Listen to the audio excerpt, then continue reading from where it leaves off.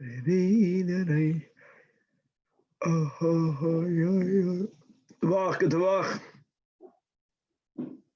you outside, Yossi? In the fireworks? Good Tag. I see a coffee jug. Is that me? Real alcoholics that have in the coffee jug. You can't see how much they have in there. Yeah. Hi, Rabbi. L'chaim. Oi. Oh, now you can see.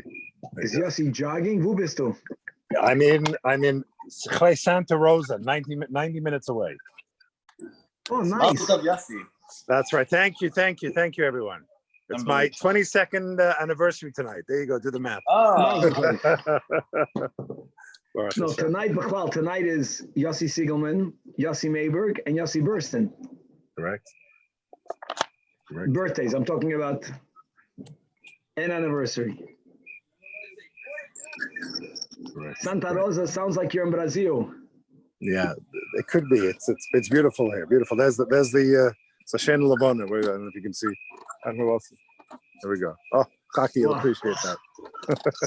Baruch atah Adonai Eloheinu melech haolam she'akol niv'dvari. Amen. Are you hearing a lot of noise from my part? Because my neighbors are making You're crazy. hearing it from me? Jeremy Braun lives 2 houses from me. All the noise comes from there. No, I'm saying you don't hear crazy noise on my part? No. I hear from my part. It's stereo. Okay, fine. All right, Chevra. So now that we got this down, so let us start. Here we go. Anfangen mit einigen. All right. Can you hear?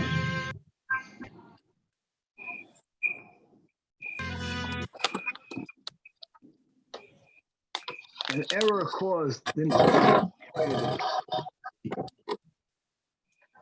Not hearing it now. You know, an error caused it not to work. Let's try again. Oh.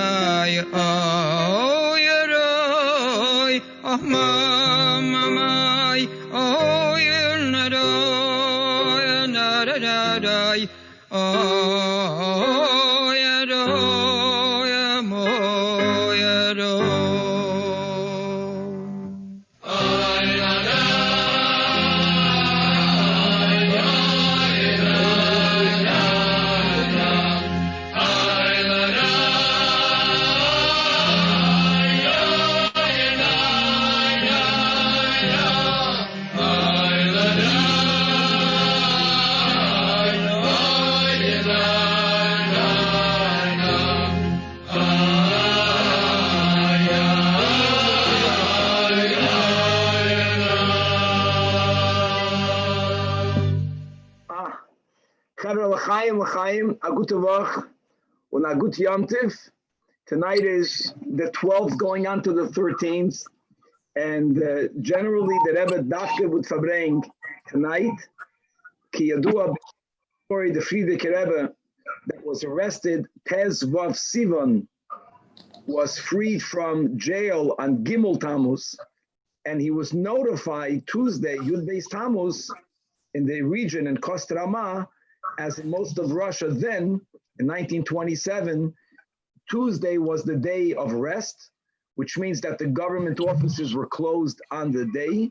So even though the office, so to say, got a telegram from Moscow or from Petersburg to let them know, to let the Frierdiker Rebbe know that he's free to go, but to notify him, you have to officially notify him when the office is opened. So he was walking in the street, and an officer met him on Yud Beis Tammuz, but he was actually freed on Yud Gimel Tammuz, and he came home for Tezvav.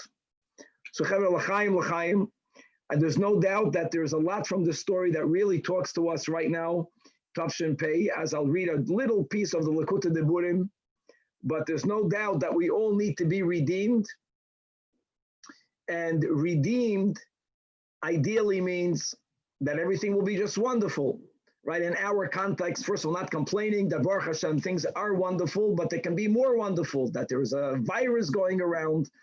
So the people can think that Geula has to be that there's no more virus. First of all, amen to that. We're all with that. What I'm going to read a few pieces of the Frierdiker Rebbe's mindset that we can achieve Geula independent, regardless of our circumstances. And that's the inner, deeper, greatest Geula. So l'chaim, that we should tap into this and we should practice it. And no matter what circumstances we find ourselves, we should know that we always have the koyach to be freed from it. L'chaim, l'chaim. Amen. L'chaim. Whoever doesn't have in their homes, Likutei Diburim in English, it should do in the positive, should do a favor for your children, do a favor for your spouse and for yourself, and buy the Frierdiker Rebbe's Farim. I'm not speaking about my Marim, that of course, but I'm speaking about if you want to get a little bit of a tam of the Hasidic Arum. The word Arum is a word in Yiddish. The Rebbe used to use that a lot. When the Rebbe came to the Frierdiker Rebbe, we're going way back, so many people relate that the Rebbe told the Chevra there that in scholarship, the Rebbe didn't feel like he needs to get more information. The Rebbe felt that he has the information. But the Rebbe says, I'm lacking the Arum, like the culture. And like we just heard in Nigan the Beinani, I guarantee you that myself included, we don't sing the Beinani the way we heard it. What we heard playing from Kahas, that's the notes of the Beinani. I never heard that. Amazing. A little bit, people say some people were thinking they were singing it wrong. No, we are singing it wrong. As time goes on, if we don't align ourselves with the source, it gets a little bit off, and it goes a little bit more off. And once you're off the tracks, if you don't realign yourself, then you're heading in the wrong direction. Ultimately, you get really far krachen. And there's no doubt that if that's true with a niggin, and it's true with a niggin, how much more so is it true with certain non-tangible hashkafa outlooks?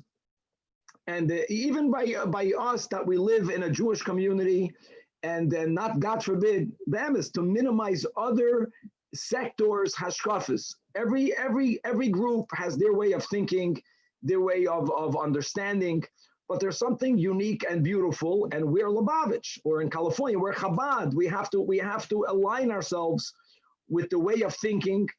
And there's nothing better than reading Hasidic stories, but how can you compare a writer to a Rebbe? So Likutei Devarim, the Frierdiker Rebbe was such a great writer. Thank you. Our kids would love to read it. And the Frierdiker Rebbe, when he was very young, was told by his first teacher that he should write a daily diary. Think about that. And because of that, he wrote for his entire life his experiences, including his experience of being incarcerated. A lot of it is printed in Likutei Devarim. I know that there are many other English books that I don't have, but they were taken from here. And I want to read one shtickle, just a little bit of a Hagdama with the story. So the Frierdiker Rebbe writes in beautiful detail about when they went into his house. He writes mamish the time that they broke into his house and the time that they actually took him out there, the time that he arrived to the Shpalerke campus prison. And we know this not from the Frierdiker Rebbe's writings, but we know from the Rebbe that he's mentioned it by the Farbrengen, that they initially were planning to kill him, Rahman al-Atzlan, right after he got there. And you're reading about this here, you're reading how after they took away his belongings, they told him to go down a corridor and to go into an office that's open for all. They use the lashon that the Frierdiker Rebbe keeps on repeating. It's mamish funny to read it. And as he's walking down that corridor, without his intent, so to say, by accident, he made a turn, or he went in a different corridor. And after taking a few steps down this second corridor, he realized it's very different. The first one was very intimidating by design. It was dark, and there were bayonets hanging on the wall, and there were red lamps, and it was gloomy. It was mamish made to intimidate. And the other hallway was a normal hallway with windows to the outdoors. Not that the outdoors was so unique. It was the middle of the night, but you can see the sky. There were benches on the sides. And the Frierdiker Rebbe decided, he realized that he made a mistake. But then he told himself, based on the teachings of the Baal Shem Tov, everything is v'hashgacha pratis. No one told him when he has to get to this new office.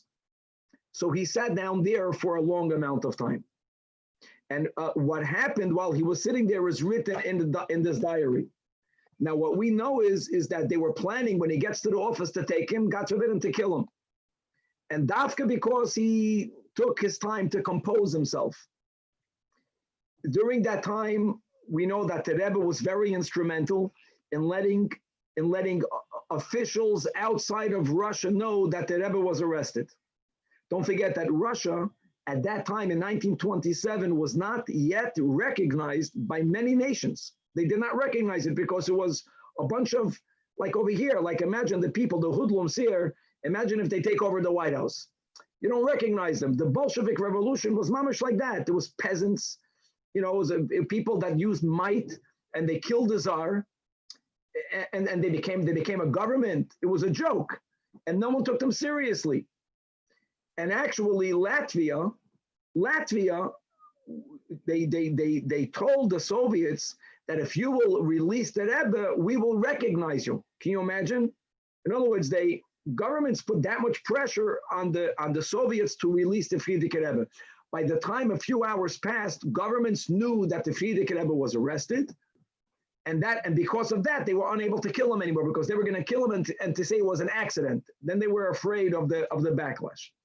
So just reading, I want to read what he writes. These are the words of the Rebbe.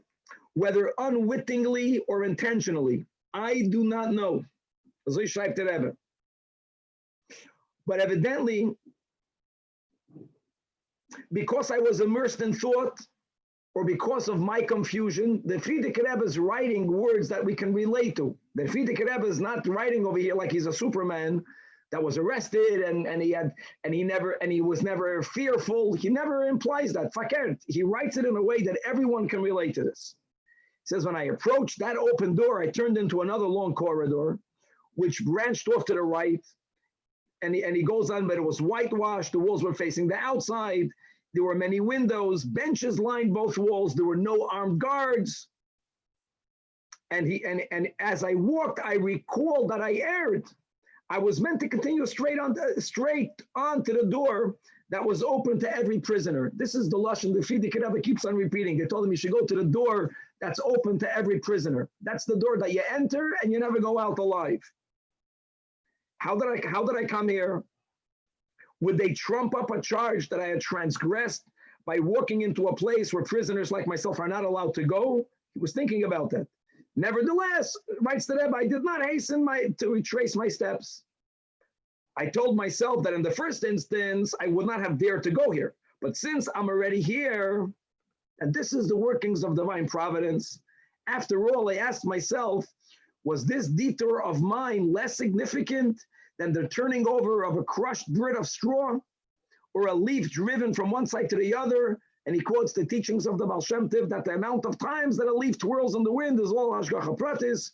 So seeing a long bench and a few steps ahead, I sat down to rest.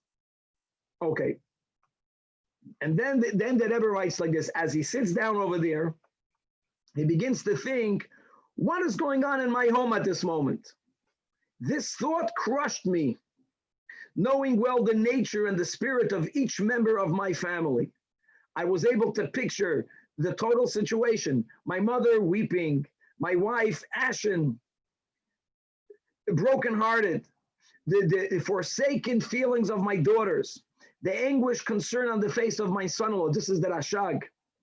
What was happening with my future son-in-law? And the Frierdiker Rebbe is writing about the Rebbe.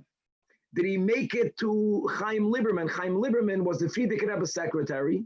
And Chaim Lieberman, see, the Frierdiker Rebbe was doing something that was then illegal. What was illegal? It was not illegal to be frum. It was illegal to have a moisid that teaches Torah to children. That was illegal. It wasn't even illegal to have a shul. It was illegal to have a mikveh. So all of these activities, the Frierdiker Rebbe then, my friends, was running over 600 schools. You have to appreciate that.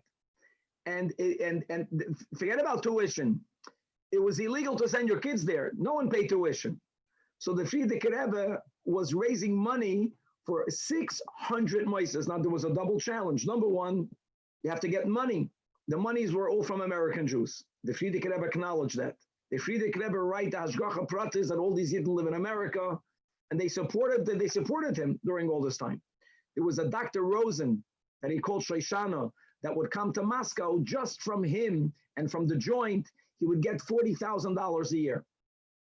The challenge the Frierdiker Rebbe had is that when you have a normal moisid and you have a budget, and when people are giving $40,000, we'll say something today giving Mastama $4 million a year.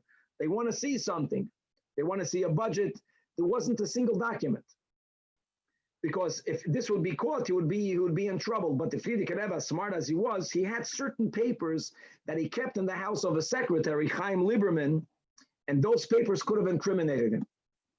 So I heard already in the older years, this could be Lubavitch and Baba Mises, that the Rebbe ate up those papers. That he didn't, that Chaim Lieberman wanted to burn it, but the Rebbe didn't want you to burn the papers because then when by the way, they got there, then they're going to see something is burnt in the fireplace. That alone will make it look suspicious. Anyways, whatever had happened, it is that Rebbe succeeded. The first thing that Rebbe did is that he let people know to let Latvia know and to let the United States know. The Rebbe knew that will be the goal. And the second thing was he went to Chaim Lieberman, but the Frierdiker Rebbe was worried about it. Has he, God forbid, gotten caught? This is what the Rebbe is writing. In the act, and what's doing with our friends of the Hasidic Brotherhood? What were they doing? So the Rebbe writes, listen, the total picture overwhelmed me with hot tears. My heart was astir, my body trembled.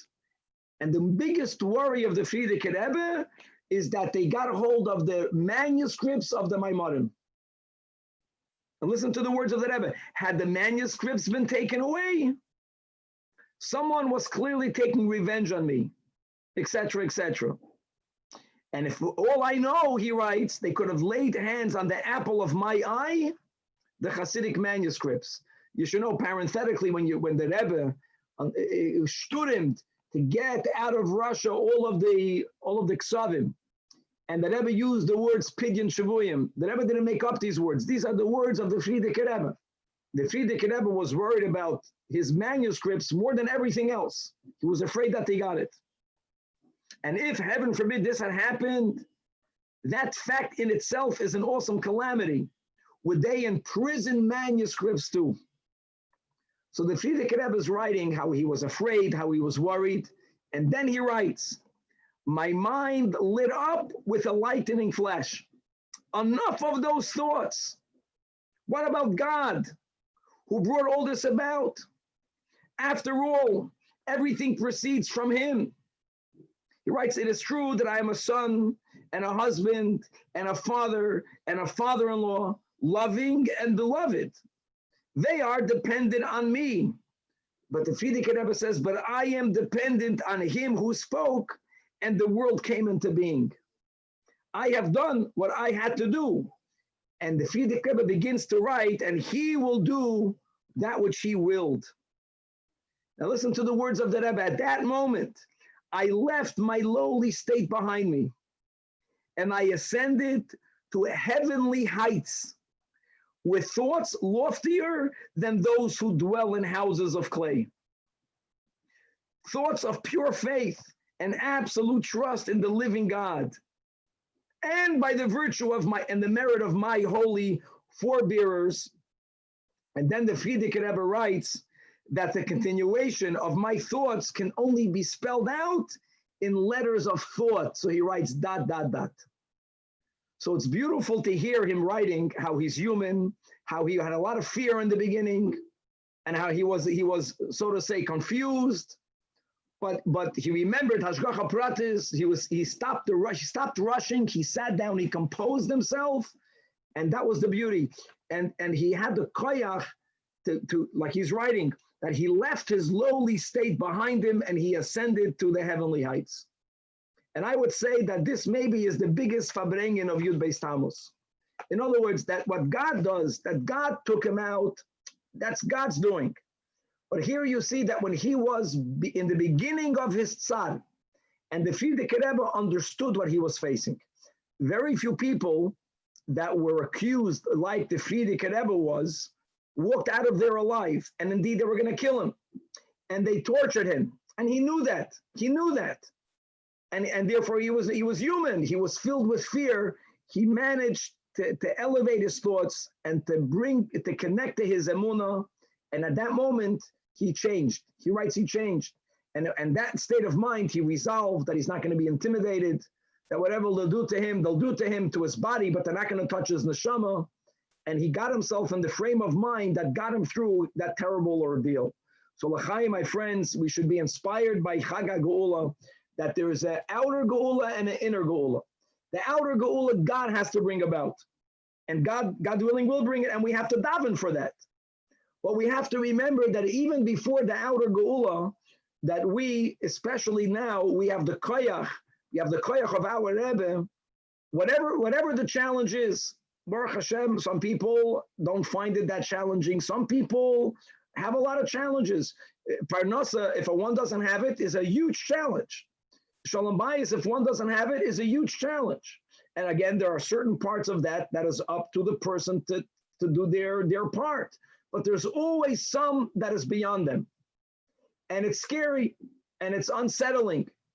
And we, Dafka, because we are Hasidim marking this date, we should remind ourselves that we have the koyach to connect ourselves to God in a way that we can rise above this lowly, like the Frierdiker Rebbe writes, those people who dwell in houses of clay. We need not dwell in houses of clay. Only our bodies dwell in houses of clay. Our minds can dwell in a loftier place.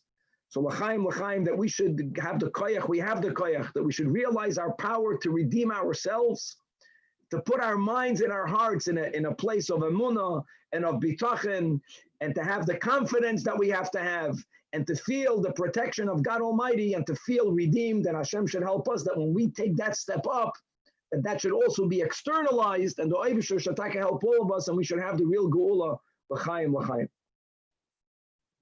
L'chaim. I would like to play a beautiful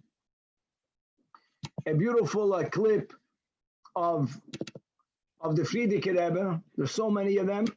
Well, let's start here with this one over here. By Yosef Yitzchak Schneerson from Soviet incarceration. An historic event indeed, but does it have any relevance to our everyday reality?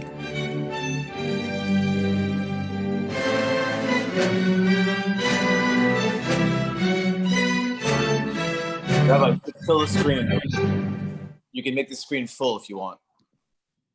In Zusammenhang mit der Gelegenheit, mit der Passierung von Beis Gimel Tammuz, wie kommt das ein 91er Mensch, stellt sich entgegen am Lucha Adira, ein starken Regime mit einer starken Seder, mit einem Militär und mit KGB, mit allerlei Sachen, was haben gehalten, die Aufführung darf sich nicht sein, von machen Chidorim, für kleine Kinder, wo die Yeshivas und Mikvois und Kajezibase.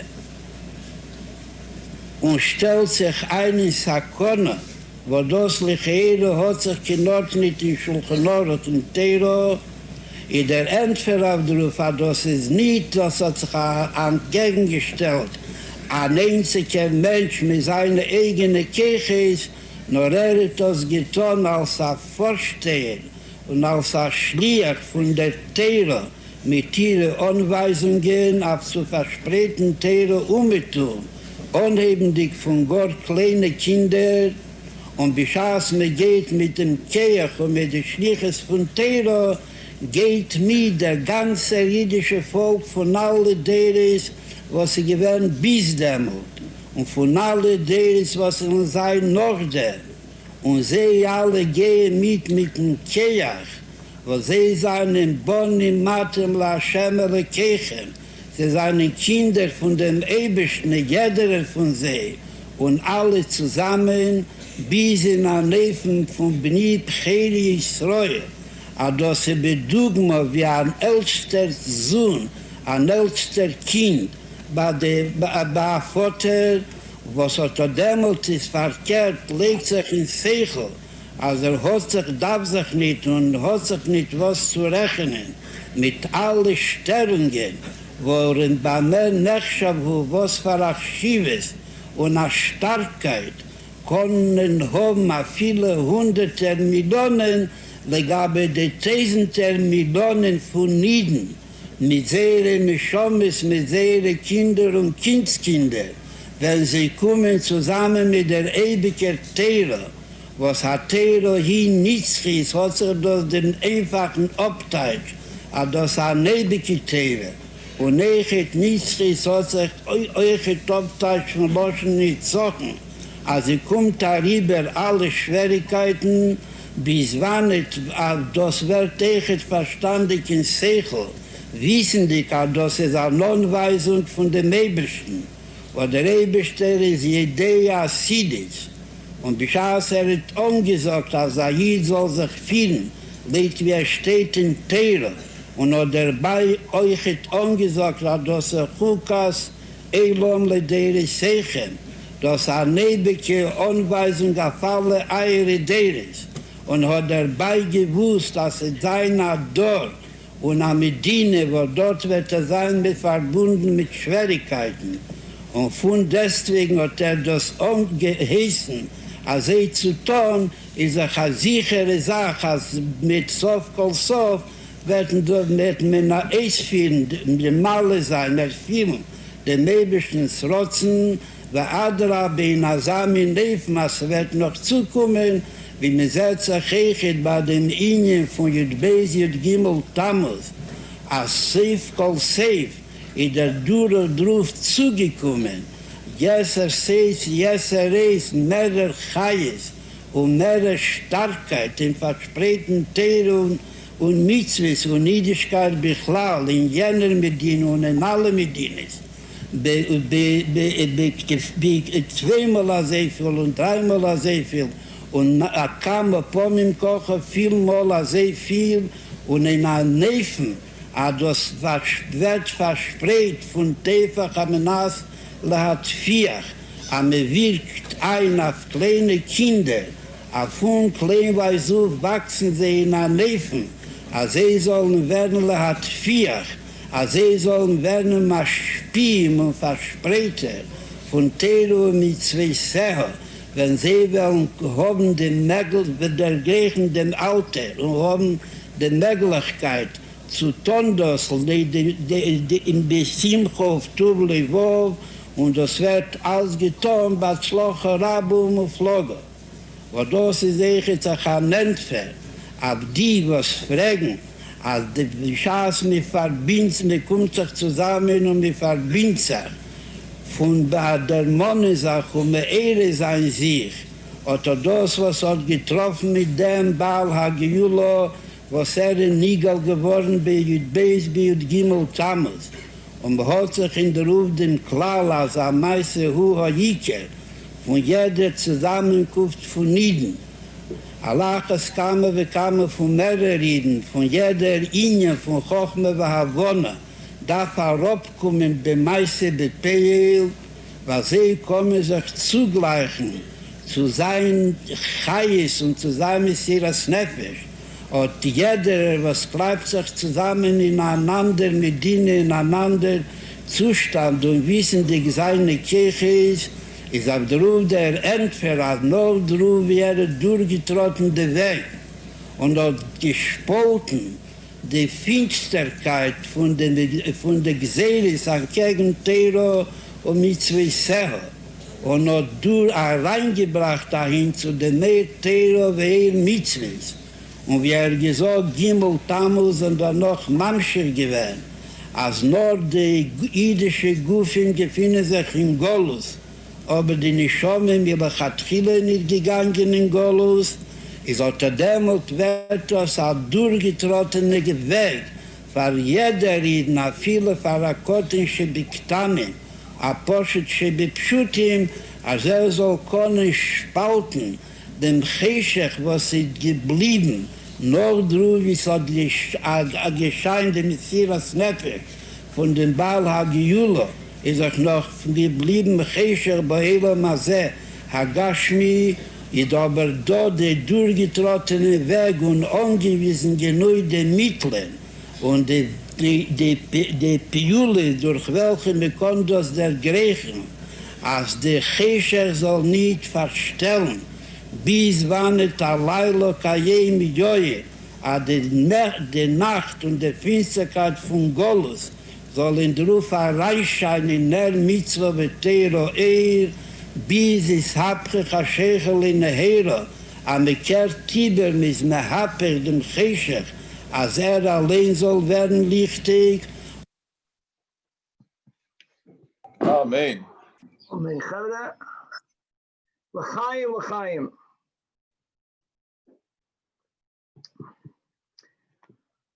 I would like to share a story of the Frierdiker Rebbe. I'm sorry about that. I'm sorry about that. A minute. A minute.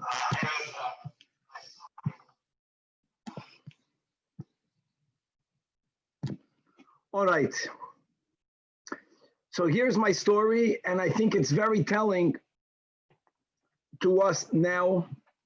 You know, we were speaking about the Frierdiker Rebbe's salvation in the beginning came by him putting into practice something that we all speak about, which is that you find yourself where you're meant to be. Hashgacha pratis, simple concept. So when the Frierdiker Rebbe was going to a place where they were planning to kill him, to murder him, but he made a turn and he sat himself down and he decided that he's not going to go there. He's not rushing to go wherever they told him to go. They never told him a time to get there. And the idea of Hashgacha pratis, staying where you are, saved his life. I think I want to speak about this theme, but we're beginning with the story. The story, a little bit of a background to the story. The Frierdiker Rebbe's father had one child, which was the Frierdiker Rebbe. He was a Ben Yachid. When the Frierdiker Rebbe was 15 years old, the Rebbe Rashab appointed the Frierdiker Rebbe to be the Rebbe Rashab's, so to say, right-hand person. It wasn't just his secretary, but there were many missions that the Rebbe Rashab felt he cannot travel to. The Rebbe Rashab was physically not healthy. The Frierdiker Rebbe went in his place. And we're speaking about when the Frierdiker Rebbe was 18 years old. This is times we're going before the communist regime, when the Tsarist Russia were making terrible decrees against the Jewish community. In the Russia, under the Tsar, there were millions of Jews, and many of them were frum. There were many more frum Jews in Russia. You can't compare it to Jews in America. I'm not talking about numbers. I'm talking about the percent of observance. Right, Agudas Yisrael, before the war, had 8 million members. You know what that means? That's from Russia and Poland. That means that there were 8 million Jews that identified themselves as Haredi, as Frum. That's a huge number.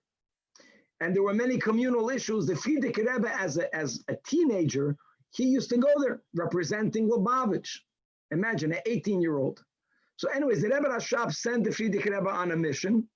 But that was, I'm reading over here from Rabbi Levin, Olav Shalom, right? The beautiful Hasidic tales, Sipuri Hasidim, to do a favor for one Chassid, a businessman. There was a businessman that needed help. It was probably of a financial nature.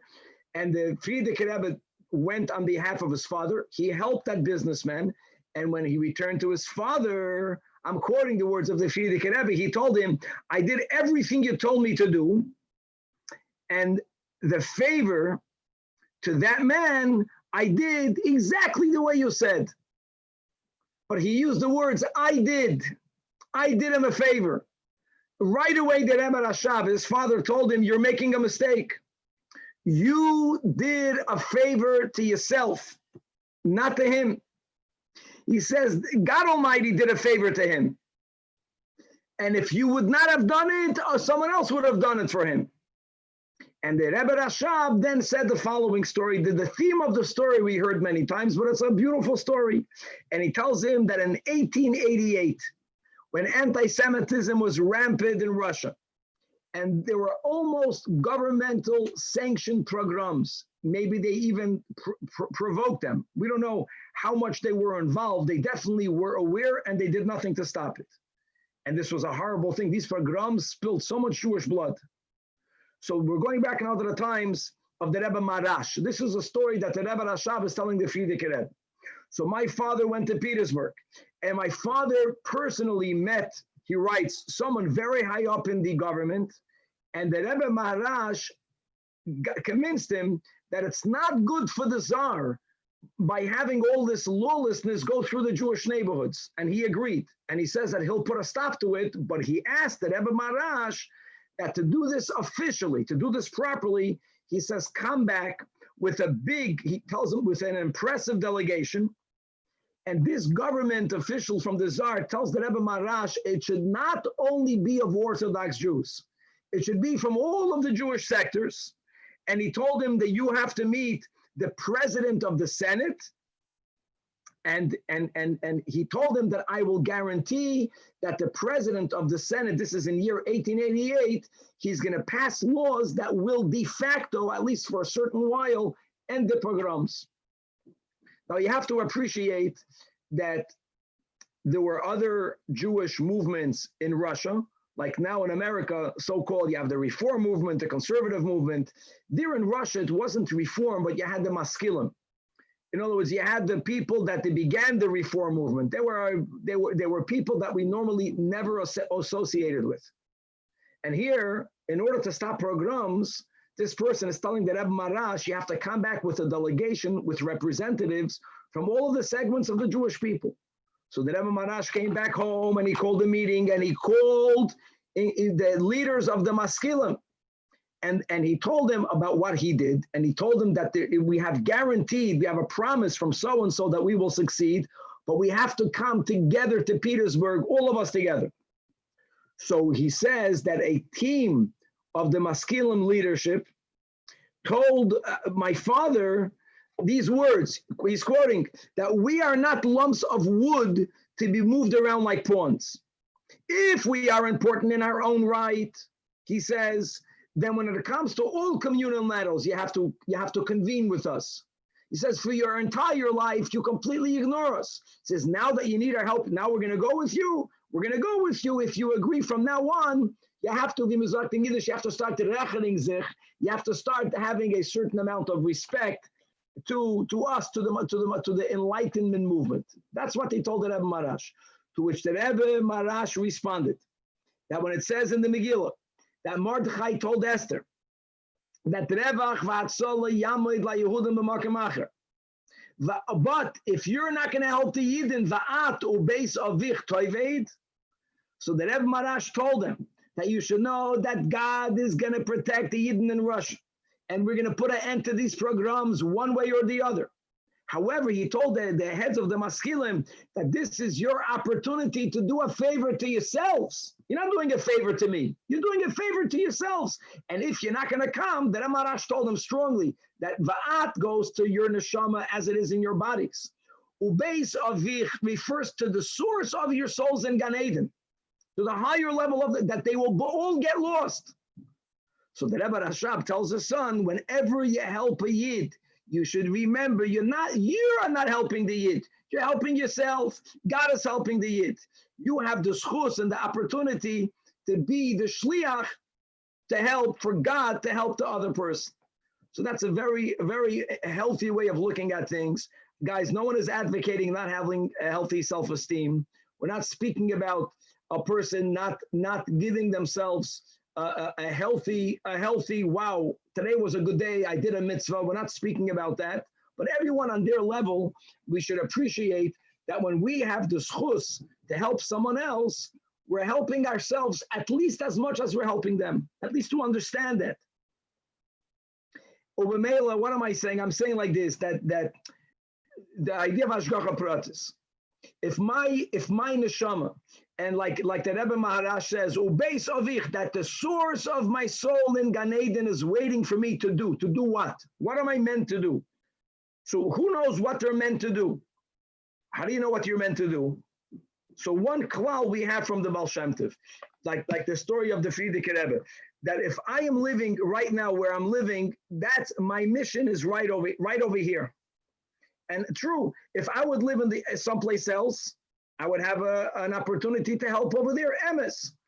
But we're not stam here. The idea of hashgacha pratis is like a cornerstone in Chabad Hasidus. How many teachings did we learn about it? You know, what does it mean to live more with God? To look for the hashgacha pratis.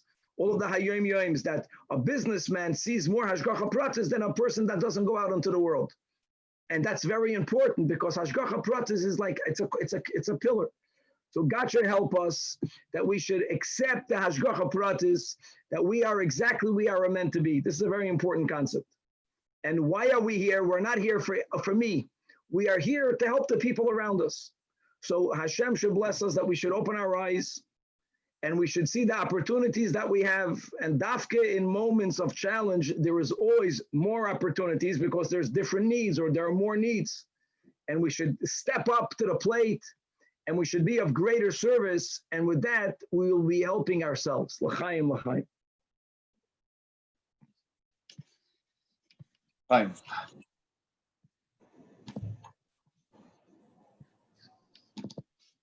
Not the I myself. Here we go.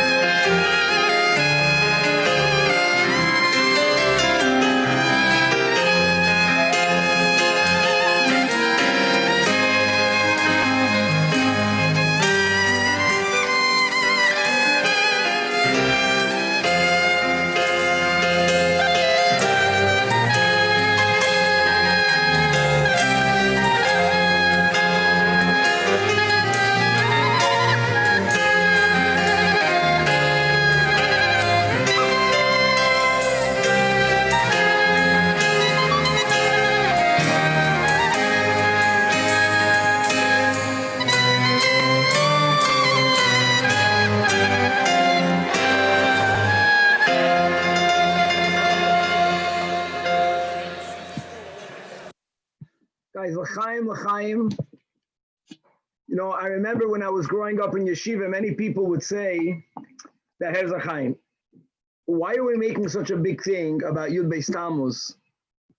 There were other Lubavitcher Rebbes. 1 second, I gotta do this again. It's a very shame.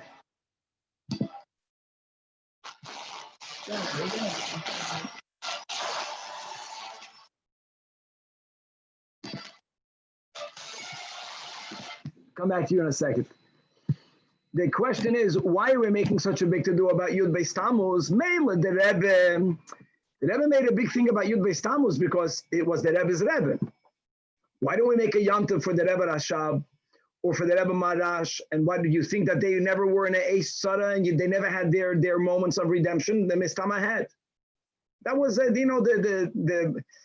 Varim B'Telem, the Kefira L'Shayna. What's Yud Beis Tammuz? So I want to say a portion of the thing that, especially now that we're living in a moment that the chaos in the street is completely negating the history of this country. And there's no society in the world that goes forward if they erase the past. It never works that way. Yiddishkeit in America came in with the Friedrich Rebbe, not minimizing other great Yidden that also brought Yiddishkeit to America. But for us, for Lubavitch, the Friedrich Rebbe was the one that came to America. The Friedrich Rebbe was the one that began Shlichus. The Rebbe took it exponentially to a new level, but the concept of Shluchim began with the Friedrich Rebbe. I can speak personally. You know, I know many people that say they are miracles of the Rebbe. You know, their parents got a bracha to have children. I'm alive because of the Friedrich Rebbe. Mamish, it doesn't make sense. You should know that aside of the Chafetz Chaim, and he was the only one, and we can say this with confidence, he mamish foresaw the Holocaust. You can read what he said in conventions. All of the tzaddikim did not see it coming. The Friedrich Rebbe said explicitly, he said in Lashon HaKodesh a few times, that V'Hashem hela mimeni, God hid it from me. He did not know. They asked him what to do. Not only the Friedrich Rebbe, other great tzaddikim, I'm not comparing people, I'm saying people did not know what's about to happen to the Jews in Europe. Bashgacha Pratis, when my Zayda got married, it doesn't make sense. He wasn't from a Lubavitcher family. He got married. That the Friedrich Rebbe told him when he had 2 infants, 2 children. My uncle Meyer was not even 2. My father was a few months old. I think they were what's called Irish twins. They were 2 Pitzkalach. In 1934, the Friedrich Rebbe told my Zayda to move to Brazil to be a sheikhet. That didn't make sense. And he told him in Yiddish, this is Ruach HaKodesh, he told him that Poland is not a place for Yidden. Poland is meant to place for Yidden. You know, people say they wished he would have told it on a megaphone. He didn't, but he told it to my Zayda. So I'm pushed, my Zayda, you know, like many, it's tragic. His whole family was killed. They were killed, him and my Bubba's family, like he had one half a sibling that survived. Everyone was killed by the Nazis. He's alive. That means my father lived. That means that I'm alive for the Friedrich Rebbe. But the Yiddishkeit in America is the Friedrich Rebbe for us. And that's especially true if you're not going into New York. So maybe other from Yidden came to New York or they came to Lakewood. You're talking about in America, the Friedrich Rebbe did it. The Friedrich Rebbe was sent shluchim to Morocco. The Friedrich Rebbe sent shluchim to Africa. The Friedrich Rebbe sent shluchim in his life. My Zayda was a shliach in the 30s. You have just to appreciate that. So so Baruch Hashem, so we have the schus to be celebrating the Yom Tiv of Yud Beis Tammuz, Yud Gimel Tammuz, the Chag HaGeula, and Hashem should bless us that we should have our Geula like we just mentioned. There's a Geula that God does and there's a Geula that I do. My Geula is regardless of my circumstances, I lift myself up, but that's selfish. But why do I lift myself up? To lift up the people around me. Lifting myself up is avodah. But you should know that once you lift yourself up in a healthy way, automatically you lift up all the people around you. So l'chaim chevra, we should redeem ourselves, and b'derech mamela, we will redeem the people around us. And when enough of us will do it, we'll redeem the whole world. L'chaim, l'chaim. Chaim, Zajac.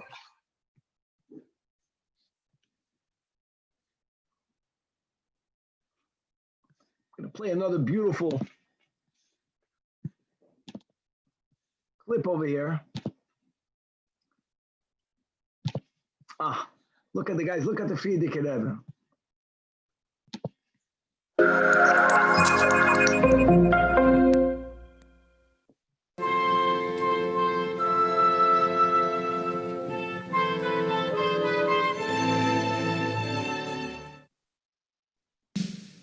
An excerpt from the new Gem film, featuring the films of the 6th Lubavitcher Rebbe, with original narration and first-person interviews. In the winter of 1940, the Rebbe was trapped in Warsaw together with hundreds of thousands of other Jews. Through a whole miraculous chain of events, he escaped with his family. Eventually, he was able to get on a ship and come to the United States. There is Reb Shmuel Levittin sitting, Rabbi Yisrael Jacobson, Senator Philip Kleinfeld, Commissioner Herland representing Mayor LaGuardia, and Attorney Sam Kramer. They were heading out to greet the Rebbe while he's still in the ship. The Drottningholm was a ship flying the neutral Swedish flag, so during the war it was able to sail through the European seas, although it was stopped several times by warships. Among the people who went on board was a news photographer who took a famous photo of the Rebbe sitting in his stateroom wearing his first dreimal before he gets off the ship. Rabbi Binyamin Williger, a prominent Munkacher Chassid, recently told the My Encounter project about his memories of this event. Der Rebbe kam in Amerika durch Schien. Der Schiff ist reingekommen, ich glaube so 11, 12 Zeit in der Morning. Der Pier, der was packt. Und wenn das Schiff gekommen, ein größeres Schiff, gehen doch vor kleine Schiffe vor nach Kegen, mit Strick, man bringt. Die Schiffe gebringt an den Rebbe. Und ich bin gewesen dort eine ganze Zeit. Schulenberg Garden, Meyer Greenberg, da sind wir alle gewesen dort. Da hatte ich in Lubavitcher, und ich begann mich zu buchen, ich begann dann jemanden zu geweihren. Rabbi Yitzhak Roner was present at the pier when the Rebbe arrived.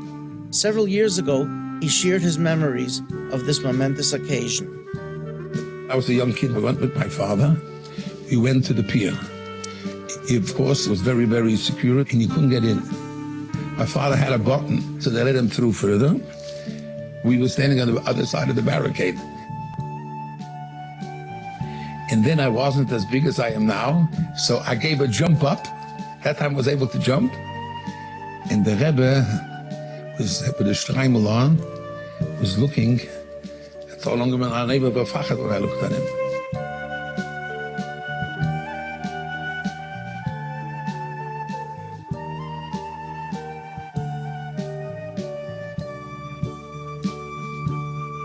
There was a VIP welcome for representatives of all the leading American Jewish organizations. Really, you needed a pass to get in, but the police were quite overwhelmed by the crowds.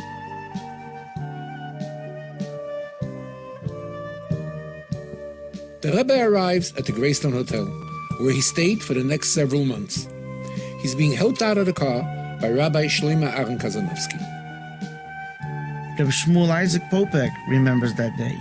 From the very moment that the Rebbe came to the Greystone Hotel, he came on very strong. He was about to challenge, take on a one man against the entire America. He said, America is nicht anders. It's no difference than it was in Lubavitch. Wow. That's amazing.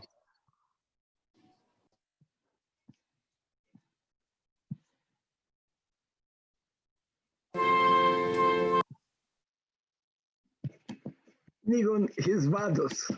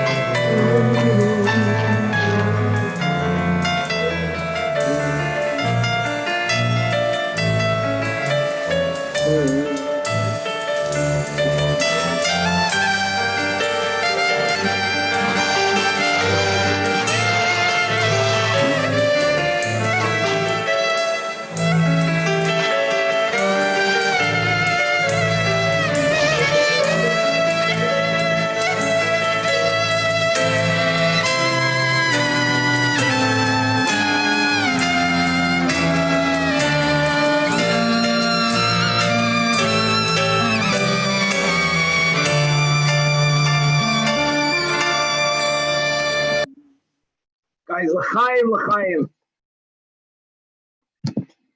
I can ask for someone to share a few words.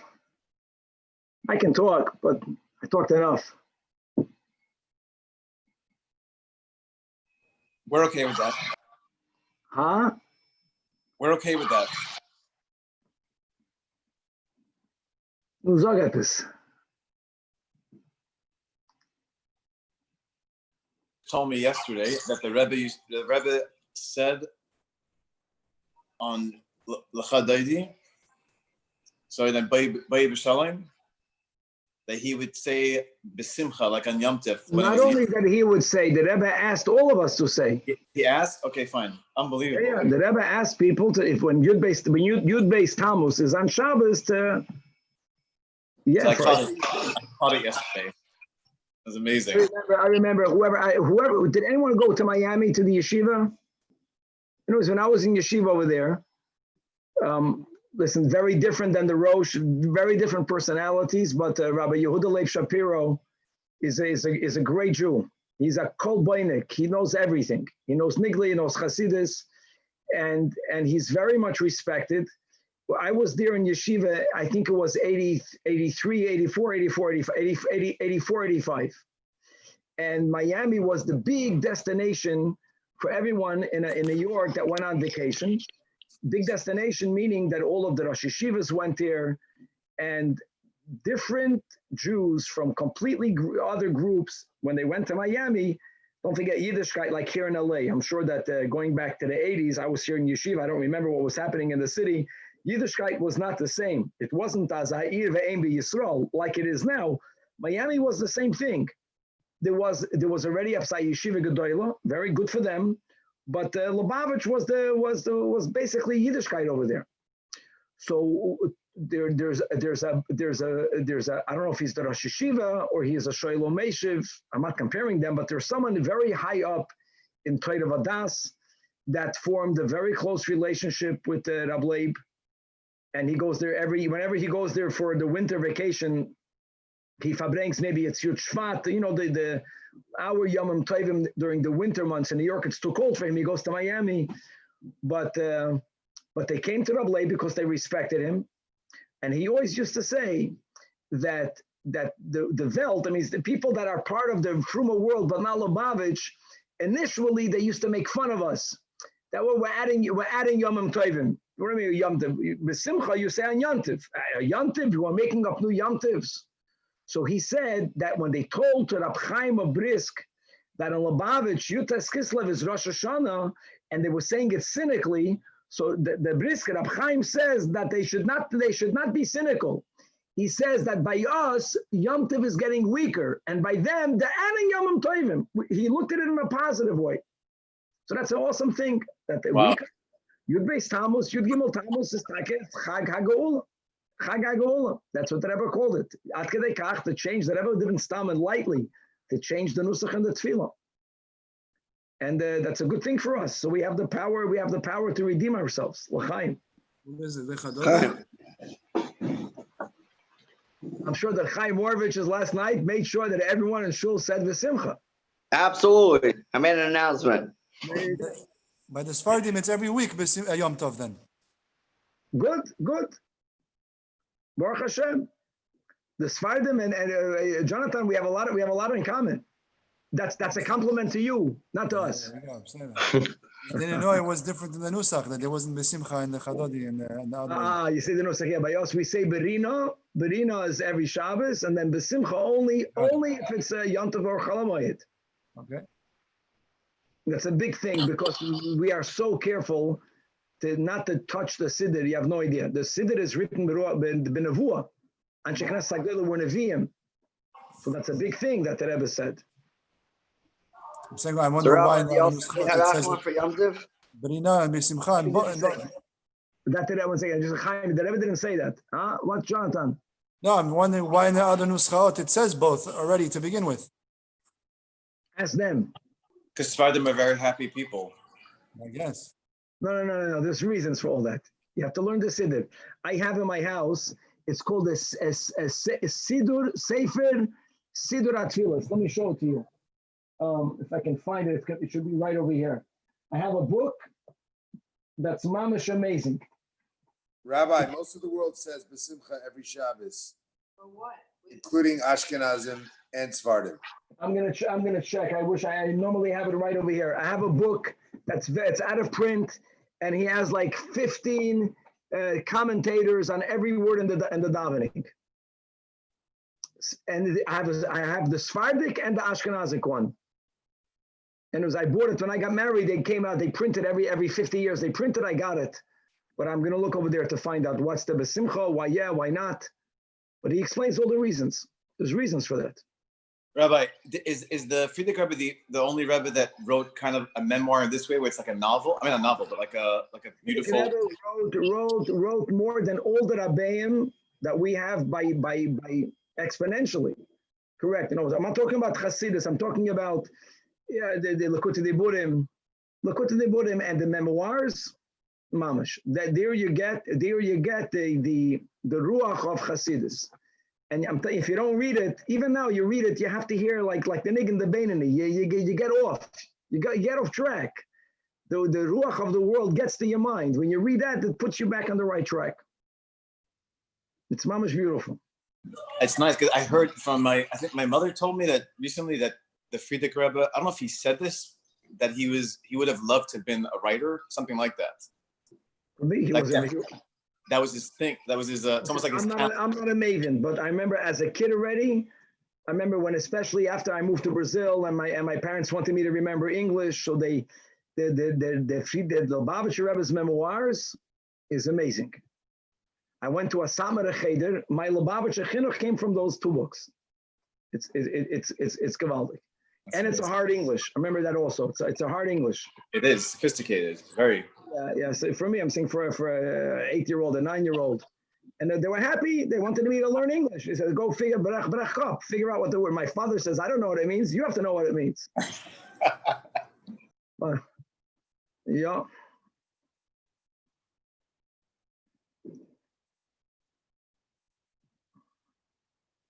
Like I can say like this, my father, because of my father had a connection to the Frierdiker Rebbe. My father saw the Frierdiker Rebbe. My father had yechidus with the Frierdiker Rebbe. Saying from that generation, the Frierdiker Rebbe and the Rebbe were the same thing. Could you share what he said? Could you share what he spoke to him about, or was it very totally unsaid? No. It was this. First of all, when they came from Brazil, they came there in 1947. How did they come? Just on my Zayda. The shlichos, the Frierdiker Rebbe, the Rebbe was different. The Rebbe had a system. The Frierdiker Rebbe, every shliach that he sent was different. The goal of my Zayda was that he got a few letters from Yidden that lived in Rio, because my Zayda first went to Rio, and they told the Frierdiker Rebbe that there's no kosher meat. So he sent my Zayda. And the Frierdiker Rebbe knew that from shechting you won't have a parnasa. Because how many people ate kosher? Mistama 10? If 10 people, how much money can you make of them? So already the Frierdiker Rebbe told him that he should become a fabricant. He was told to open up a factory. And he lived in Rio. And then a few other shoichtim moved to Rio from Poland. So the Frierdiker Rebbe wrote to him that if you have other shoichtim in Rio, where in Brazil is there no shoichet? See, that's the Frierdiker Rebbe. So he said in São Paulo. So he said, move to São Paulo. No, he told him to go to a place where he can bring something that without him, it wouldn't be there. Now, Bachlal, my Zayda was very finicky. That means that even though he learned Shechita, but he couldn't see blood. He had a very hard time shechting. And eventually, when another few sheikhs moved to São Paulo, very rare, because normally our Rebbe, if the Frierdiker Rebbe told you to do something, our Rebbe would never change it, never. To my knowledge, my father always said that my Zayda was the only one. That already my father was still a bacher. My father got married in 1957. So before that, the Rebbe already told my Zayda to stop shechting, because my Zayda would constantly write that he can't take it. He couldn't take blood. He used to faint. He couldn't do it. Rabbi, you take after him. Well, I cannot see my blood. I can see your blood. I won't faint. The bris blood, you can't deal with the bris milah, right? You faint. Not about this, but from an animal. Anyway, so what am I saying? I'm saying that when the Frierdiker Rebbe saved my family, mamish. So when my father and my uncle came there in the Rabbi Weinberg, whoever knew him, Yossel Weinberg was the Lubavitcher fundraiser. No one came close to him. He was taka awesome. He was a phenomenal orator, and he knew what he was doing. And he used to come to Sao Paulo to fundraise in the 40s, in the 40s. And all of the fruma people that came to fundraise, all of them, they stayed by my Zayda. Because there were very few fruma people, and my Zayda was particularly frum.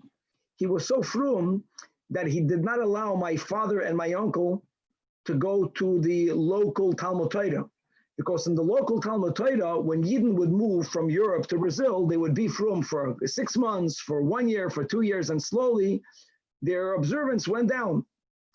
And my Zayda, when he heard that my father and my uncle have classmates, that they used to be Shomer Shabbos, and now they're not that much Shomer Shabbos, he didn't want my father to see that there can be a Jew that doesn't keep Shabbos, or a Jew that doesn't keep kosher. So what was his solution? To take him out of the Jewish schools and to put him into public school. Not only to put, he moved to a neighborhood where no Jew lived there. It's amazing that my Zayda moved to a neighborhood called Pinheiros. I see that Albert is here. And many years later, Bashgacha Pratis, Terry and I, when we opened up a Chabad house, mamish, I was a few blocks away from where my Zayda lived in the 40s. And he and my uncle, my father went to public school. My uncle was very strong because there was anti-Semitism in the school. They used to bully, but my uncle Meyer was mamish a giber, and my father was very smart. My father, they took the regents. My father got the second top math regents of Brazil. And that was good. And they used to go to school with a casquette because if they were afraid to wear a yarmulke. I remember that when my grandmother passed away, she was in Israel. I did not go to her levaya. My father went. But before they went, they put her on a plane. So all of the Zion's brothers and the extended family, we had a levaya. We had a levaya outside the hospital, or outside a morgue. It was an Avenida Paulista. It was like Avenida Paulista. There's no Paulista here. It's a busy street. It's like Fifth Avenue. And it was busy and dirty with buses. And my father gave a hesped that I'm sure that my father prepared 10 years the hesped. My Baba never passed away. My Zayda passed away in 73. The shliach of the Frierdiker Rebbe, he went to a simcha of his grandchild. My uncle Label's son got married, Yechil Yossi. They was in Yerushalayim. It was during Shabbos. It was Sheva Brachas. Misas Neshikin. And the kiminig of the Poilishe, if he needed something, he told his wife to get it for him. So my Baba's name was Chave. That was Chave. In Yiddish, can you bring me a kave? That was his thing. Chave efsha kave. To the kitchen, bring him a coffee. And when she came back, his head was leaning to the side and he was not living anymore. He passed away in a second. And where am I getting off over here about my Zayda? Oh, so from when he passed away very young. He had a massive heart attack. My Baba was dying from guys from 1973 until up as 2010. Every time I saw her, she would tell me, Avraham Meyer, I have to say goodbye. I don't know if I'm going to see you again. You know, these people that are constantly, that's it, they're at the end. It was gefährlich. So anyways, my father had a lot of time to prepare a hesped. They lived the longest. Those people lived the longest. They lived the longest. She could never passed away. She gelebt and gelebt with Allah, and she lived well. She was always saying goodbye to me. That's it. The last time I'm seeing her, every time I came back from yeshiva, nothing goodbye. So when she passed away, so I heard things from my father. That was mamash. It was a therapy. You know, sometimes you do one strong therapy and everything comes out. So I heard from my father, his whole levaya was, his hesped, was he called his mother Mamashi because they called my Zayda Tatashi and Mamashi in Polish. So Mamashi, he had a very hard youth, my father. Why would he have a hard youth?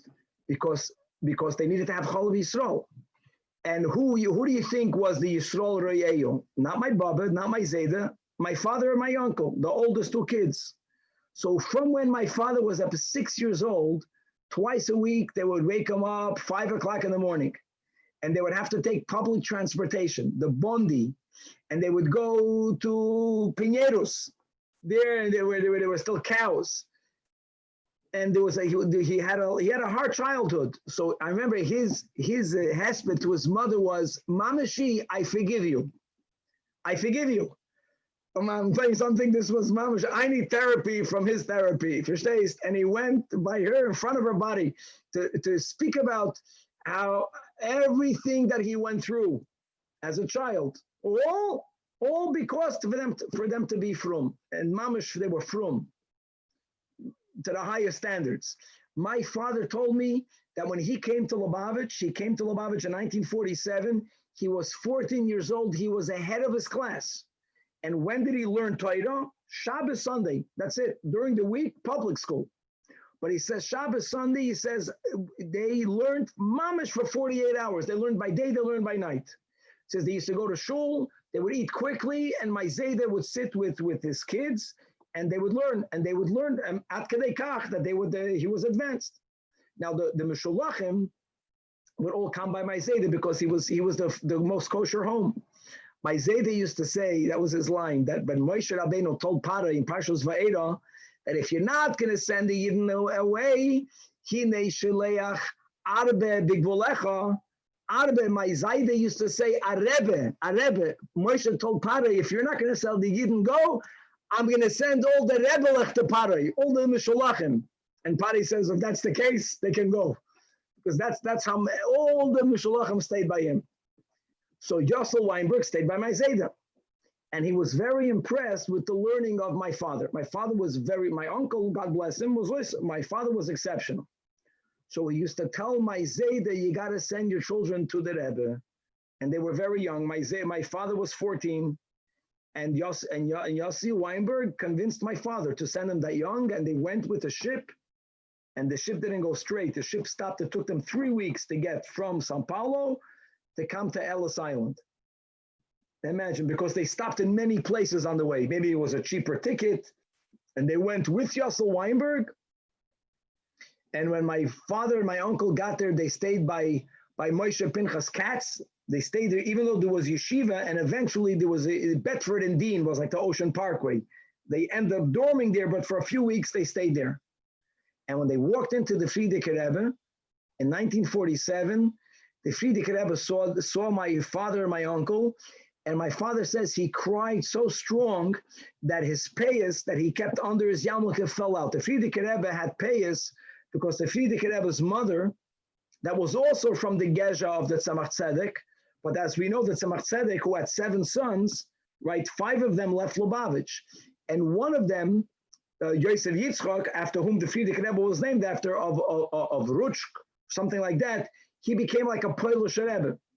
So the Frierdiker Rebbe had certain minhagei Chasidei Poland, including payas. He had very long payas, but he kept it under his yarmulke. No one knew about it. But he was so emotional when he saw my father and my uncle that he cried. My father says his payas came out. And he said that you have your father's faces. He was emotional because he saw the few Hasidim that he saved. He saved my Zayda. Wait, the Rebbe cried, Rabbi? The Frierdiker Rebbe. Wow. He says he didn't cry. He says he was shaking, he was sobbing, and he was moving so strong that his payas came out. The Frierdiker Rebbe had very big payas. Wow. And what he said was, that's all he said. He says that the tatam is penim. You have the faces of your father. They looked then the way my Zayda looked, probably 20 years earlier when he sent them away, or 10 years, 15 years earlier. My Zayda was by the Rebbe's wedding. And that's something that the Rebbetzin always told our family. My mother was relatively close to the Rebbetzin. The few times that I had the schus to go visit her, she would always tell us that. She would say that your Zayda, she told it to me. No, it's my Zayda, means my father's father was by her wedding. Because he was in yeshiva then. The Rebbe got married, I think, on 29. And Lubavitch had two yeshivas, one in Varsha and one in Otvatsk.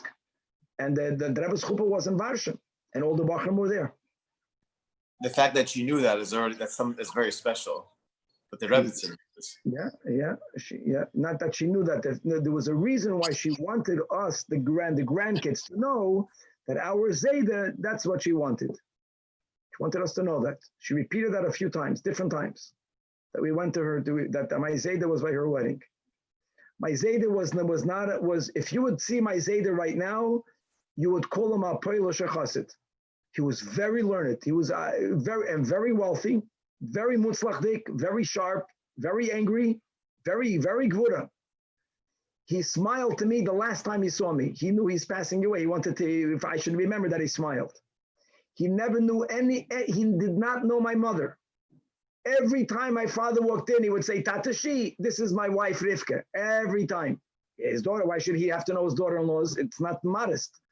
Like as a interesting shtick. My father, my Zayda would give my Zayda never davened in a Lubavitcher shul. That's a big thing, because the Rebbe told him that he should give a shiur in a Weltische shul. So he went to in Brazil. There's a shul called Bet Chinuch, and he went there, and he was never the Rav there. He was a businessman, but he would give a lot of shiurim there. He gave his big shiur was Shabbos morning before davening. He would have 40, 50 people. He had the whole shul would come. And he prepared for it, and he was very learned. My father, when I remember in 77 and 78, I was 9 years old. My father would always take me to my Zayda Shabbos morning to have a kava with him before he gave a shiur. And my father would knock into my Zayda's head the L'Kutei Torah. You have no idea. That was a vision to see, because my Zayda learned everything, but not L'Kutei Torah. In the Ala Klayukas, in the Punim Yufis, I remember him hacking a shiurim, and my father would, Lovin by the Alter Rebbe, Lovin and Levin Elyahu. Levin is the biggest guy. Paroi is the biggest madrega. My Zayda would platz. He couldn't take it. He couldn't take how by us, all of these wicked people down here. Their root, that's the emes, they're the highest level. Matilde, I can't take it. I can't take it. And in Brazil, I don't know, you guys are from Morocco, but when you have pasteurized milk, the pasteurized milk is fake. It's not real milk. That's why it lasts longer. When I lived in Brazil now, if you buy milk, you can leave it out of the fridge and it's going to stay fresh for a week out of the fridge. Right? There's the haraya that there's no milk in there. Mistami, not even milchiks. It's all poison. It's nothing to do with milk. When I was in Brazil, as a kid, Chalav Yisrael meant that they still went to a farm and they would have huge metal jars, mamish huge, and because it has to last. And they would fill it up from the cow and they would bring it to your house. But for you to be able to drink it, you would have to cook it. Now, if you ever are going to cook, Chalav Yisrael, a Yid went there, you milked it, you sold the big things you got home these jugs, and then you would take a piss and you would cook it up. When you cook real milk, on the top of the milk, there's like a foam of fat, which is disgusting as an understatement. So when you put it in your milk, in the kava, when you put the milk in coffee, and behind Brazil, guys, you give coffee to babies in a bottle when I grew up, So then it's disgusting. So you have strainers to strain out. Oh, guys, my baba, they were so disgusting that no matter how many strainers you put, double strainers, the kava was filled with these things. Meyer willst nicht kein Kaffee. That was my 9-year-old. You don't want coffee? And I heard my Zayda fighting with my Zayda. My father's telling my Zayda to say Hasidus, to say this, to say that. And my Zayda, Mata, lama chupet. That was my Zayda. Did he ever share that with any of the Rebbeim? That he had with the Rebbe, with our Rebbe? No, of course. No, it was different style. Yeah. No, my Zayda, don't forget, my Zayda was from the first Lubavitchers in São Paulo. So I'm speaking about my Zayda when in the beginning, other Hasidim were very much against the Rebbe. So my Zayda was the Rebbe's defender. When Rabbi Yoel of Samid wrote out a whole book against the Zionists, he wrote a sefer called Al Hagula Al Hatmura. he wrote that the redemption was going to come after the Holocaust, and because of the Israelis founding Israel, that's why Mashiach didn't come. And the Rebbe was so supportive of Israel, and he was the man that fought them. He was Gavaldik. But he was different. He spoke a Polish Yiddish, and he was a Polish Yid that was a chassid of the Rebbe, just in a different way. He didn't fit the box. He was completely from a different style. A special Yid. In Mesiras Nefesh, he left his father. My Baba left her parents because the Frierdiker Rebbe told him to become a sheikhet. Itaka saved his life, but he didn't know it then. That's it. That's what counts. What you do is what counts. The style doesn't matter. In a different style. My Zayda never waited in line. When he came to the Rebbe, he never waited in line. There can be a line like to get lekach. It can be a line all the way to President Street. He would cut the line. He never stood on line. And one time the Rebbe asked him, there's so many people. He told the Rebbe in Yiddish, what do I have to do with them? Vus hab ich mit sei? Gurnisht. That's how he spoke to our Rebbe. The Rebbe laughed, but he didn't wait in line. That was his shtick. Rabbi, you got to do an encounter, one of these encounters, and say the Chal Yisrael story. You'll make a lot of people happy. I still have living uncles. I have living uncles with the Mesiras Nefesh. But if someone recorded my father's eulogy, I'm telling you, there wasn't a guy on the street that wasn't crying. My father spoke in Yiddish. The goyim were crying. That's how good it was. It was the best eulogy that I heard in my life. But he went through all of the things that my Zayd and my Baba did to him to make sure. My father's line was that there were 7 siblings. He says, not all of us came out normal, but we all came out from. That was his pride. And that's it. Normal, not normal, but from we are. That was a big accomplishment. There was a Begun family. Now the Shluchim, they stayed from. My father said, and the Beguns were Shluchim of the Rebbe. The Beguns were Shluchims of our Rebbe. But there was a normal Shlichas. There were Shluchim to open up Moizdes of Chinuch. My Zayda was sent to be a Sheikhet as a side thing to have kosher food. It was a different type of Shlichas. The Beguns were there already. The Rebbe sent them, I think it was in the 50s. And most of the families in Brazil did not stay frum. It was very hard to be frum. Sad. Even in LA, I'm saying, when people came to Boiler Heights, I don't know the history. I'm sure most people here, most probably didn't stay frum. You didn't have chinuch. The main thing was you didn't have where to put your kids. Once your kids go into the bad moisa, that's it. My Zayda helped Dafka public school. They should know they're goyim. If they got beaten, he was happy. Like this, they won't connect with them. And it worked. Smart. I don't know, smart, it's a different shita. That's why my Zayda was always against Jewish schools. You don't need Jewish schools. Public school. That was his shita. Go public school. He had his things in life. The whole world can say A, and he said B. And he was very stubborn. Redhead. He didn't even become white. He passed away. That he was in his young 70s, and he was reddish. And he was good. Baruch Hashem. L'chaim. Chagagola. Hi, Rabbi. That was amazing. We should be stubborn. We should stay stubborn. That's good. Yes. Be stubborn for the right things. Yeah, amen. L'chaim. Who would like to share something? All the good Jews online over here.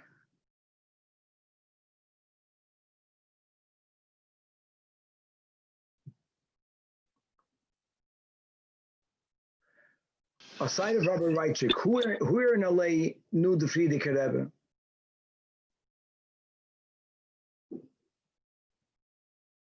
Danny.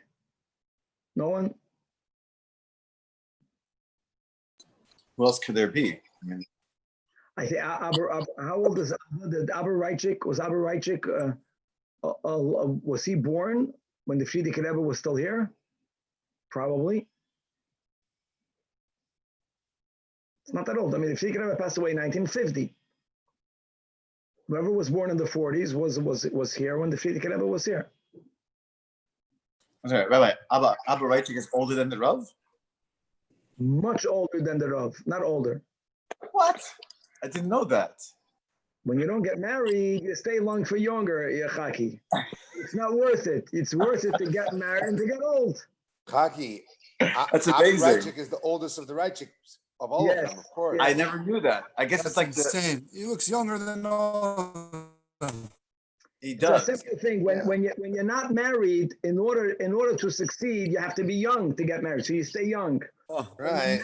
The success of a married man, who's Yaf over here, who else? Bela. If you're old, you get away with a lot of stuff. You get old. You have no koyach. You can't. You're tired.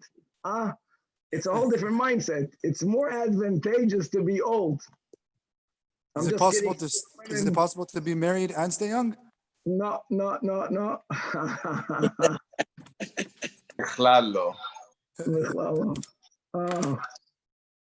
Rabbi. Yes. How about that trip that we took? What was it, like 7-8 years ago when we went to the Frierdiker Rebbe's room? We were so lucky. You know, you look back at that. It was such a Ashgacha Pratis. We were definitely young then. Open it up, and that they opened it up, and it's not that we have a connection. And they told us no to his room.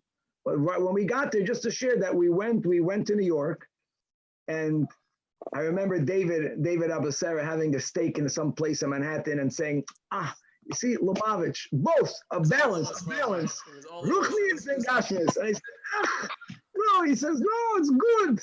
And then we went to 770. I don't know what came first.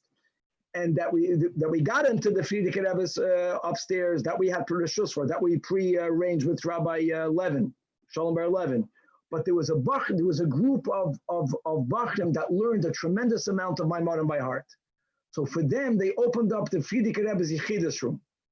So when we got there, they just walked out. We got in there. That was amazing. That was an eerie room. If you remember, Josh, that they had these little things, the windows, I mean, they bought the building from a doctor. So it was a fancy building. And they had these little figurines on the windows, like art. It was very interesting. Yeah. But I remember how black, that room was so black. Books. From the wheelchair in the corner to the books that were on his table, the Sefer Yetzirah, there was 3 or 4 books that were, it was pretty. They didn't touch it. They left it the way it was from when he passed away. His suitcase was still there. The suitcase was there. Very surreal. JJ. Joseph, JY, Joseph Isaac. Yeah. Those figurines are, Rabbi, it's actually, I don't know if it's Chinese or Japanese, it's Asian. I wonder what that is about. It's interesting. It came in the building. I think someone just made a point that it's interesting that the Frierdiker Rebbe didn't take it out. He left it there.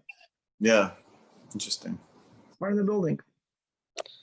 Your father lived there, right in that apartment, right? Meyer Abasera lived in that apartment, Mamish. What do you mean lived? Which apartment? Your father, when the Rebbe got a stroke, and your father fed the Rebbe for a long time, he lived in that apartment, Mamish. Crazy. He didn't sleep there, but he spent time there cooking. Well, probably, yeah. He should have been sleeping there. Yeah. But you look at it, you know, the whole room was small room, Mamish, and that was Lubavitch. Don't forget, Farbrengens were in that room, the dining room that we went into. It's a dining room, guys. Our dining rooms is that size. That was the whole Lubavitch. And the Frierdiker Rebbe was not physically well, so they limited. People sat around the table. They allowed another 10 people, but they would not allow Bachrim in there because they didn't want it to become suffocated. You needed to be married. That was their condition. If you're married, you can go in there because there were very few married people. My father remembers that he went up there as a Bachar, just in the 40s, to a Farbrengen. I don't remember what Farbrengen. And the Frierdiker Rebbe, sadly, one of the Rebbe's daughters were killed by the Nazis, Shena. But who survived was Chana and our Rebbetzin. And Chana was very protective of her father, rightfully so. And when my father walked in there and she saw my father looked very young. She smacked my father very loud. She smacked him on his face and it made noise. And the Rebbe heard the noise of a flask. The Rebbe opened up his kapatim and the Rebbe put my father under his kapatim to protect my father from Chana's fresk. Wait, why did she hit him? Because he was not allowed to be there because it was, if you remember, whoever went to that trip, the room was very small. Mamash, my dining room was that size. Whoever has a dining room, if you have a bigger house, it's even bigger. Lubavitch was very little. There were, a couple of married people there. Lubavitch has really started to get out there also in the later 40s. Was little. Ira Cohen today at the Farbrengen at Gagi's house was talking about his connection to the Frierdiker Rebbe. And he said when he became religious, I guess like 16, 17 years ago, with Rabbi Eliezer told him they have to get married again to make it a more an Orthodox wedding. Halachic, yeah. Yeah, so they went to Israel, and they were getting married at the Tzemach Tzedek shul. And the night before, he heard some custom that you're supposed to wear something from one of the Rebbeim. So he called Rabbi Eliezer and he said, "Nu, get me something for the wedding tomorrow." He said, "You wake up the night before with this idea." So essentially, there was a guy that lived in, I guess, the area who had a shirt from the Frierdiker Rebbe. So Rabbi Eliezer said, if you invite this guy to the wedding, he'll bring the shirt. So Ira said back then he was a bigger guy, and they brought the shirt to the wedding, and Ira put it on, and he filled up this shirt completely. And the guy was going crazy that Ira was going to tear the shirt from his size. But he said his connection has always been to the Frierdiker Rebbe from when he went to the room with us, and then he said again earlier when he got married and redid his Orthodox wedding, and he had the Frierdiker Rebbe's shirt 16 years ago. Pretty wild. Yeah, I went on that trip. That's right. Remember that. He said both times, supposedly, I didn't hear the whole story, that he had some types of pains or whatever it is by his wedding. After putting on the shirt, he was all better. And then again, when he went on that trip with us, something else he said was some type of a chest pain or something else. And when he left the Frierdiker Rebbe's room, done, clean, good. Could we do a share screen of the picture from that in front of 770 of that trip? I don't know who has it. Who has it? We looked like we were 5 years old. I got it. Share a screen. Jonathan, you looked 5. I looked 15.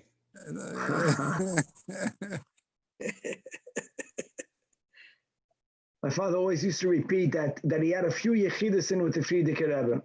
When he went back home the first time, that he was there like for a year and a half, and my Zayda was not yet making a parnasa.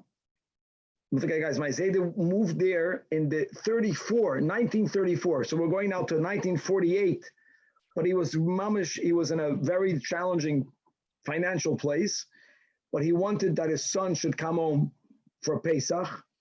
So what he did was, it's Zoom, it's my Zayda, is that there were many legal restrictions in bringing gold into Brazil from Chutz La'aretz, meaning from out of Brazil.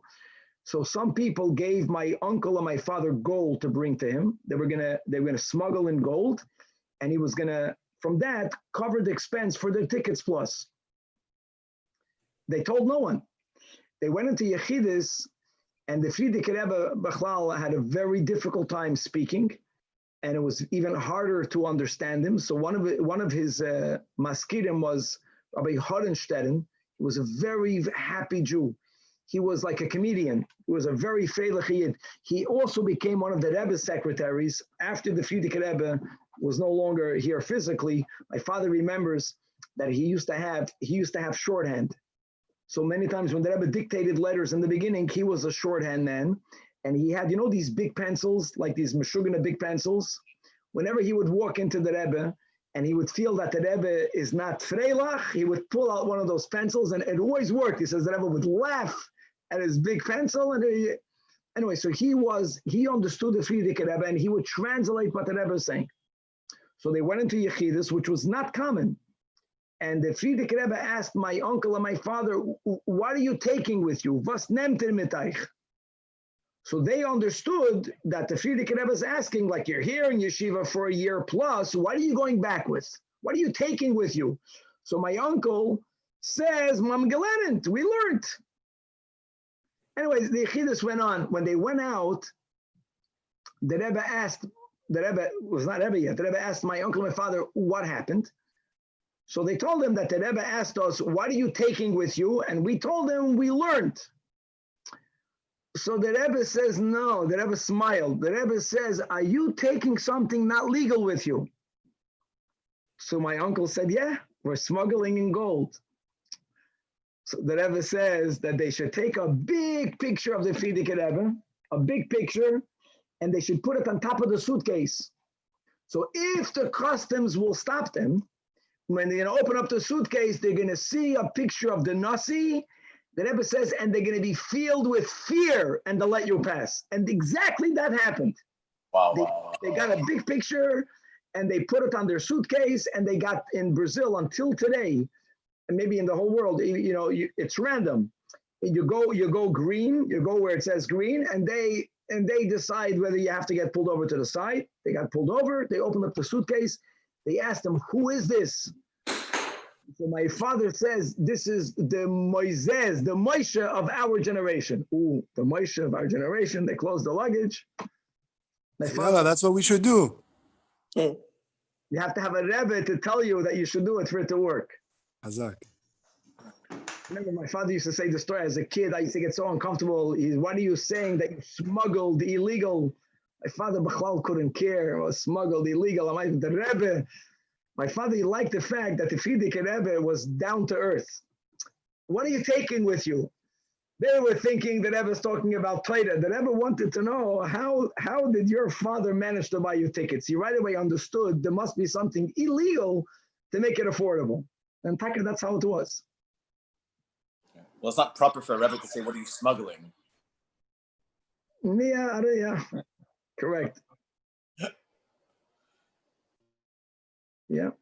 Isn't there a chapter in your dad's book, The Smuggler? The Smuggler.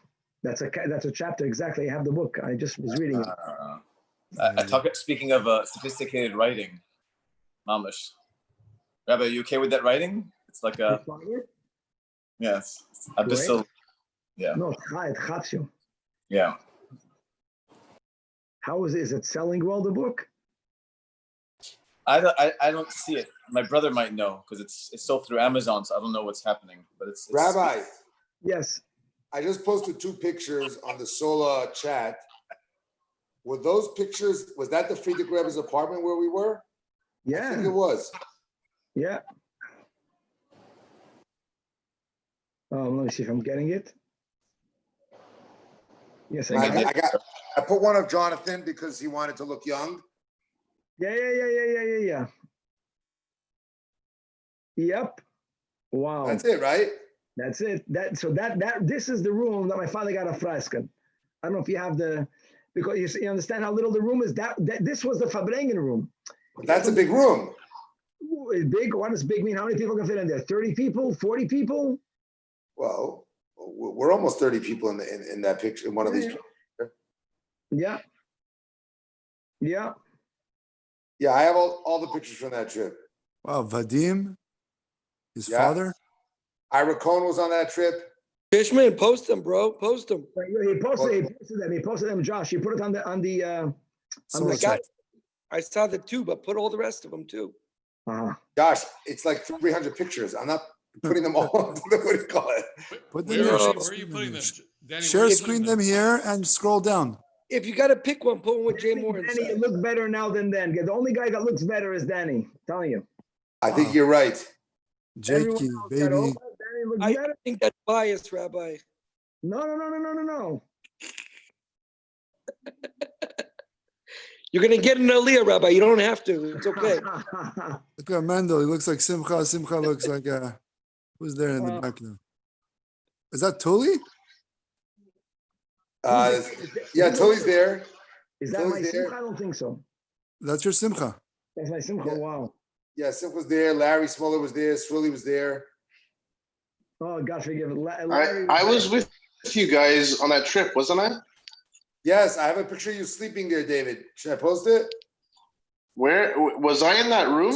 Share screen. Zvika's there. Wachtel. guys look at it. Wachtel Blauner. Wow. Yeah. And there's guy, Danny's friend from Australia that went on the plane with nothing, garnished. He went on the plane. Danny, maybe make a little Google Drive here, yo, and drop it in. I have it on Dropbox. I'm trying. I could share a link to the whole Dropbox. Do it.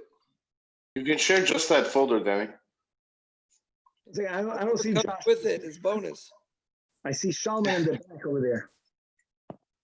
Wait, Jonathan, you said you could share from your screen? Share screen, yeah. Because Jonathan has BlackBerry. BlackBerry. That's right. BlackBerry. Jonathan has a white pillow. Svika was also with us, right? Svika was there. Yeah. Just be careful before you share your screen. You know what I'm saying? Hold on, let me close out the other screens. Shkoyach. Hold on, where am I at? What I'm saying, how you can share a screen on the chat, or you can put it on here because there are a few women in Farbrengen over here that they don't have access to it. Oh, Jonathan, I just sent you a link to the album. You see it? Hold on. Zoom will start capturing everything that's displayed on your screen. Hold on. All these people are recording too. What the heck? Who's here? Who's here? Bayless here? Yafa's here? Okay. Chaim, is that a picture of you or are you alive? I mean, are you live? Are you? Oh, there you are. Yeah, you're moving. And you're on mute. And I'm on mute. That's correct. Look at the young shot as well. Look at that. Yeah. I hope there's no bad. Oh, here, see it. Jonathan, are you able to do it or no? Oh. No, you see something? Not yet. Oh, there it is. Only BlackBerry. There we go. Good job. Thank you very much. Nice. Okay, let's see what else I could take. I like that ceiling. Another one. Well, wondering if you would be open to giving a shiur for local shulchan here. We have. Did it freeze, Jonathan, or you just? He just has one picture. Hold on, I'm trying to get No, other I'm ones. joking. I don't know. Jonathan, I sent you a link to all of them. Yeah, but I have to do a whole thing with the Dropbox now. That's too complicated. Haki, should I send it to you? Why me? No.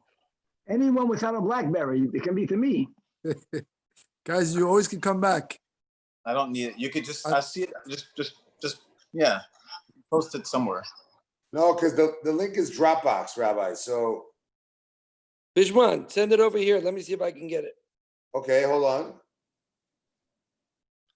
By the Jay way, Moore, technology is like two left hands. Josh, I just sent it to you. Ah, I got it. Okay. So can you open it up on your thing and share it? 1 second. It was Larry Smoller had a good experience at the bakery that trip. He was educating. No, that's the wrong one. Allah, what are you doing over here? Nice, guys. Nice. That's good. So good. Pretty good too.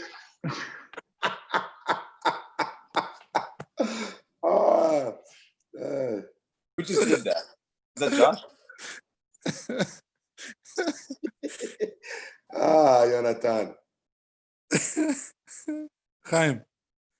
Guys, l'chaim. It should be Freilach. Amen. Yeah, there's a shift in the world. We should land in the right place. Amen. Place, l'chaim. Amen. Oh.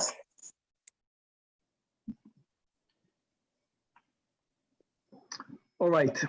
For me, it's 11:30. For me, it's like past my bedtime on steroids. I'm just waiting to watch the picture over here. No, are you able to get it, guys? We're waiting on Josh. No, Josh, we can't hear you. That was fantastic, Rabbi Shakaya. Jonathan, share the one I just sent you. Okay, hold on. Check the solar room. Nice, nice. You're very nice. Wow. No, I don't know if he wants us to share that. Put it up. There's nothing wrong with that. David Homami, are you on? David is not there. Homami was on before, no? Yeah, David was on, but Yeah, I'm right here. You want me to? Should I put? Don't forget that we David, I have a good picture of you. Just put it on. It's fine. David, you okay with me posting the picture of you sleeping? Yes, please. Handle. I'm practically sleeping right now also. Okay, good. Hold on.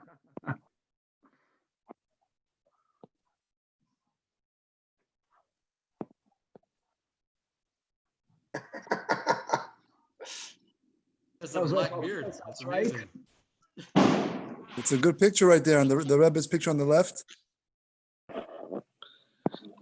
I don't think he's sleeping. I think he's chazering a mimer with his eyes closed. Hold on, one more. Oh, this is nice. Oh, this is the one I was talking about, Rabbi. Yeah, but I think that was another year. In other words, we went there a few years. This is not the same year? Oh, there's other people here. Yeah, maybe it's another year. No, the one where we got into, that was the father-son trip we did. Correct. Wow, Jonathan, you had a lot of hair back then. Wow. Thank you. Jonathan,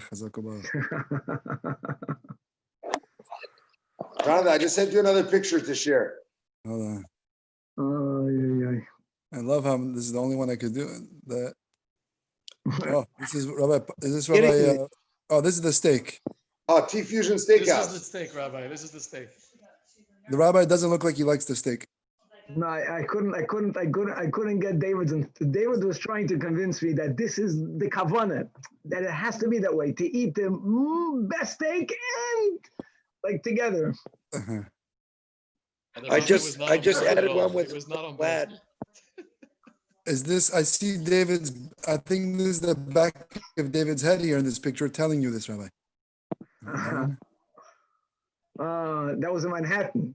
Like, why do we have to go to Manhattan? No, that's over there.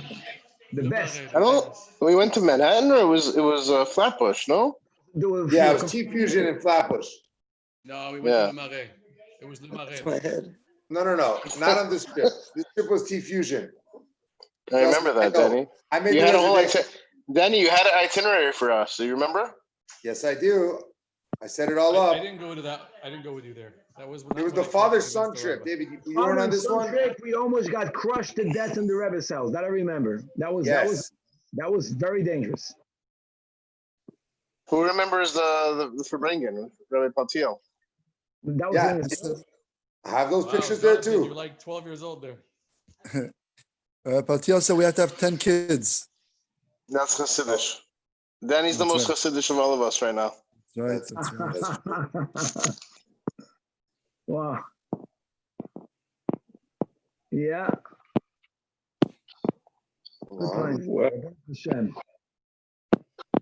Yeah, hold on.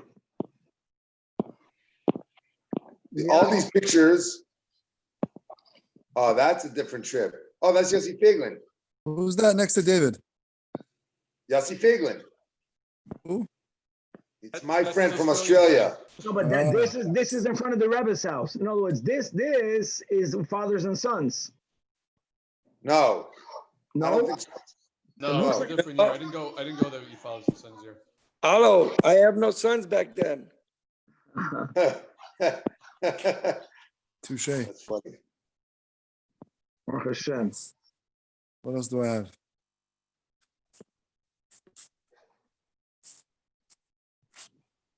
I just posted about 4 or 5 pictures in the solo chat room. Yeah. Oh, what's the name? Sasha was on this trip. Wow. Sasha, we gave the Rosh a ride on that van. Oh, that's right. Yeah, Sasha was there. That's crazy. That's right. Forgot about that. L'chaim to Sasha. He's a good role model. Look at this Jew. Overcame everything. Almost. That's in the library. That's John, are you taking pictures from the solar room? Whatever picture you put on WhatsApp, I should have, no? Yeah, is that what you're sharing? Yeah, hold on 1 second. Jonathan, I just sent you one from Paltiel.